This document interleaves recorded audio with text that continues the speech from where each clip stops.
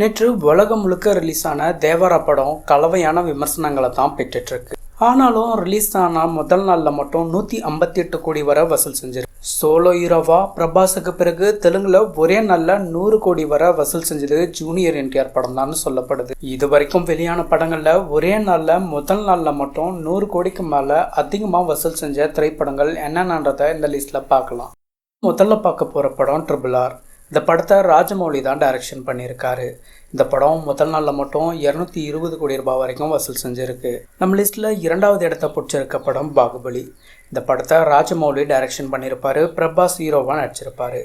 இந்த படம் முதல் நாளில் மட்டும் 214 கோடி ரூபாய் வரைக்கும் கலெக்ஷன் பண்ணியிருக்கு. நம்ம லிஸ்ட்டில் மூணாவது இடத்த பிடிச்சிருக்க படம் கல்கி.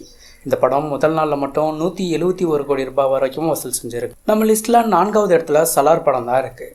இந்த படம் 165 கோடி ரூபாய் வரைக்கும் வசூல் செஞ்சு. யாஷுடைய KGF 2 படம் 163 கோடி ரூபாய் வசூல் செஞ்சு 5வது இடத்துலையும் இருக்குது. அதே போல் தேவரா 158 கோடி ரூபாய் வரைக்கும் வசூல் செஞ்சு 6வது இடத்துலையும், விஜயோடைய லியோ படம் 148 கோடி ரூபாய் வசூல் செஞ்சு 7வது இடத்துலையும் இருக்குது. ஆதி புருஷ் 131 கோடி ரூபாய் வசூல் செஞ்சு 8வது இடத்துலையும் இருக்குது. சகோன் 126 கோடி ரூபாய் வசூல் செஞ்சு 9வது இடத்துலையும், ஜவான் 126 கோடி ரூபாய் வசூல் செஞ்சு 10வது இடத்துலையும் இருக்குது.